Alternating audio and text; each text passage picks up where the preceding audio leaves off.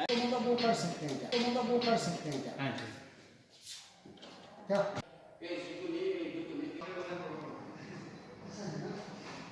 क्या तो छोटा राजा था बिल्कुल इधर। प्रताप शाह चौथे हुए, कीर्ति शाह पांचवें हुए, नरेंद्र शाह छठे हुए, मानवेंद्र शाह के 1946 में राज्याभिषेक हुआ। 1949 में टिहरी भारत में विलीन हो गया था।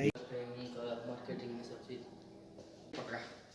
वही कह रहा हूँ मैं, वो चक्रों के बारे में, सहस्रार चक्र, नाड़ी वर्णनम ठीक। अब वो कोई ले गया, पता नहीं कौन ले गया। नमस्कार। जो आज जब मैं इस पुस्तकालय में आया तो जो पुस्तकालय के यहाँ पर कर्मचारी हैं उन्होंने जानकारी दी कि लगभग 40,000 के लगभग यहाँ पुस्तकें हैं और कुछ पुस्तकें ऐसी हैं जो 100 वर्ष से भी पुरानी हैं।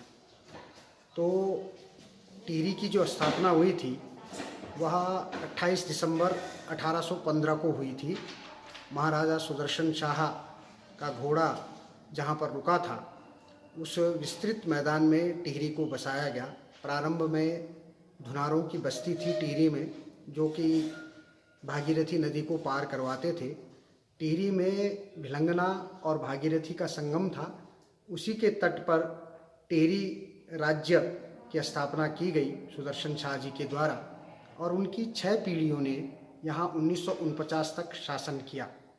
अर्थात महाराज सुदर्शन शाह के पुत्र हुए भवानी शाह के पुत्र हुए प्रताप शाह जिनके द्वारा प्रताप नगर बसाया गया।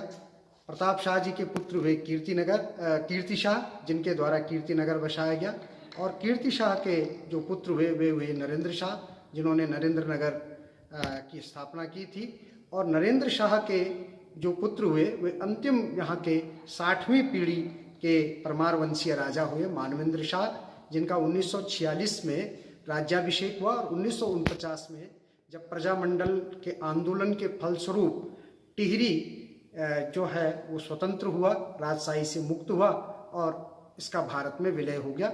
यह उस समय के संयुक्त प्रांत अर्थात उत्तर प्रदेश का एक जिला बन गया। इसमें 1960 तक उत्तरकाशी जिला भी सम्मिलित था। उत्तरकाशी जिला टिहरी जिले से 1960 में अलग हुआ। तो मैं समझता हूँ जो अपने आप में टिहरी है यह उत्तराखंड का आज की तिथि में एक पिछड़ा हुआ जिला है और इस जिले के विकास की जो पूंजी है वो इस प्रकार के पुस्तकालयों में जो दुर्लभ ग्रंथ हैं उनके अध्ययन के पश्चात यहाँ के जो हमारे बड़े अधिकारी हैं या हमारे जो राजनेता हैं उनको समझ विकसित होगी, पहाड़ के मर्म को समझेंगे। हमारी जो परंपरागत भेषज विद्या जिसे वैदिकीय कहा जाता है तो उसके दुर्लभ प्रकार के ग्रंथ यहाँ हैं, चाहे वो वैद्य सारंगधर जी हों, चाहे वो धन्वंतरी हों, चाहे वो चरक हों और जिन्हें विद्या वाचस्पति की उपाधि भी प्राप्त हुई। ऐसे हस्तलिखित जो पांडुलिपियाँ हैं जिनका गवेषणात्मक शोधपरक अध्ययन किया जाना चाहिए और उससे जो समझ विकसित होती है तो उसके आधार पर हम इसको आयुर्वेद का एक बड़ा हब बना सकते हैं टिहरी जिले को। टिहरी जिले में ऐसे अनेक स्थान हैं, मवाली कांठा से लेकर सहस्त्रताल मासरताल से लेकर के और इधर जो मध्य हिमालय के जो ऊंचे पर्वतीय क्षेत्र हैं उनमें हम दुर्लभ प्रकार की औषधियों के माध्यम से पूरे विश्व का ध्यान आकर्षित कर सकते हैं टिहरी के पर्यटन और तीर्थाटन की तरफ। मैं भाई साहब यहाँ पे जिला सुंदर पुस्तकालय में कार्यरत हूँ और यहाँ पे कई दुर्लभ पुस्तकें हैं जो राजा के ज़माने की से हैं। जब राजा की लाइब्रेरी थी पुरानी टिहरी में और उसके बाद जब राज्य टिहरी रियासत मर्ज हुई तो तब ये पुस्तकालय भी मर्ज हुई। तो तब से यहाँ पे कई धरोहरें हैं जो कि अमूल्य चीज़ है। यहाँ पे कितने कर्मचारी यहाँ पे? कर्मचारी तो भाई साहब कल वहाँ पर यहाँ पे 4 पद थे पहले उत्तर प्रदेश के टाइम पे और उत्तराखंड के टाइम पे भी 4 पद थे, लेकिन कुछ पद यहाँ पे जो है तो अपने मतलब वो ख़त्म हो गए हैं।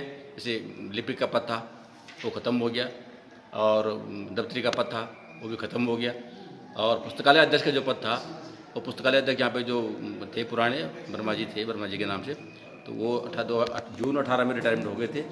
तब से मैं यहाँ पे कार्य संभाल रहा हूँ पूरे पुस्तकालय को। अच्छा, तो वैसे क्या आवश्यकताएं हैं यहाँ पे? कितनी आवश्यकता तो यहाँ पे कर्मचारियों का ही, अब एक आदमी से कहाँ संभलता है इतना बड़ा पुस्तकालय। लेकिन यहाँ पे अब उत्तराखंड में आप देख रहे हैं कि कोई नियुक्तियाँ नहीं हो रही है, नियुक्तियाँ हो रही तो उनको- कितनी पुस्तकें लगभग यहाँ पे होंगी? पुस्तकालय तो यहाँ पे भाई साहब यहाँ पे कम से कम 35-40 हज़ार किताबें हैं।